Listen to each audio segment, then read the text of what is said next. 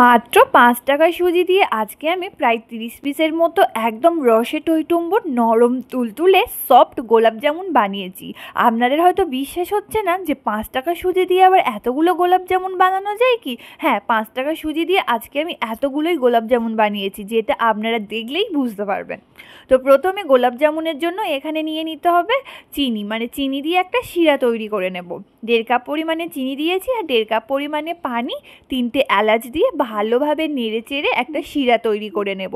একটুখানি মানে জাল হয়ে যখন দেখবেন চিনিটা গলে গেছে, সেই পর্যায়ে দেখবেন এটাকে হাতের মধ্যে নিয়ে একটা তেলে তেলে ভাপ এসছে।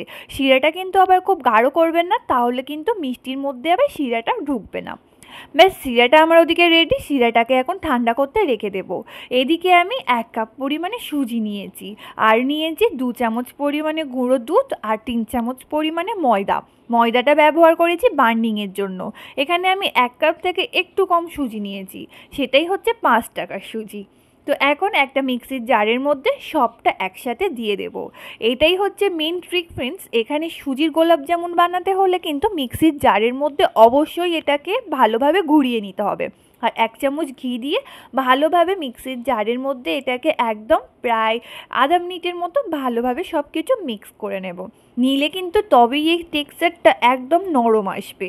দেখুন, সবটা কিন্তু খুব ভালোভাবে এরকম আমার মিক্স হয়ে গেছে।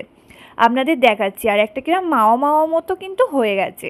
ব্যাস, একটা কড়াইতে এখন ২ কাপ পরিমাণে লিকুইড দুধ নিয়ে নিয়েছি। লিকুইড দুধটা একদম ঠান্ডা থাকা অবস্থায় কিন্তু যে মিক্সারটা তৈরি করে রেখেছি সেটা দিয়ে দিতে হবে। দুধটা কিন্তু কোনোভাবে ফুটে ওঠার পরে দেবেন না, তাহলে কিন্তু একদম দলা দলা পাকিয়ে যাবে। এখন ভালোভাবে দুধের সাথে নেড়েচেড়ে যখন এরকম গাঢ় হয়ে আসবে, সেই পর্যায়ে না এখানে আমি ২-৩ রং হলুদ ফুড কালার দিয়ে দিচ্ছি, যে একটা সুন্দর কালার আসার জন্য মিষ্টির ভিতরে। তাছাড়া কিছুই না, না চাইলে নাই দিতে পারেন।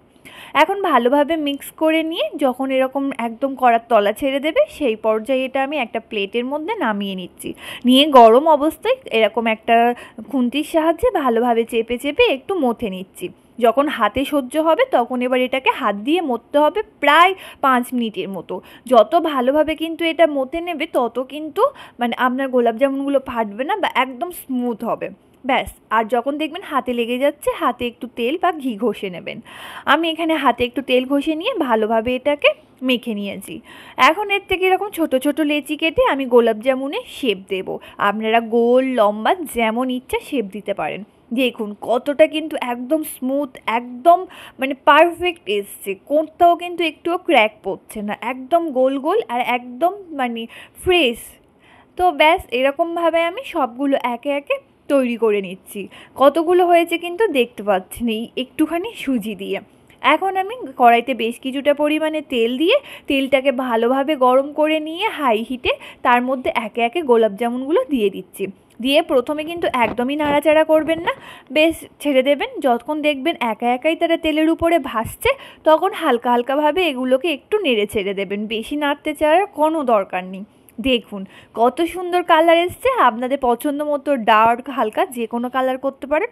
এখন সবগুলো ভেজে আমি প্রায় ১ ঘন্টার মতো রসে ডুবিয়ে রেখে দিয়েছিলাম। দেখুন কত সুন্দর হয়েছে এবং কতটা কিন্তু রস টেনেছে দেখেই বুঝতে পারছেন।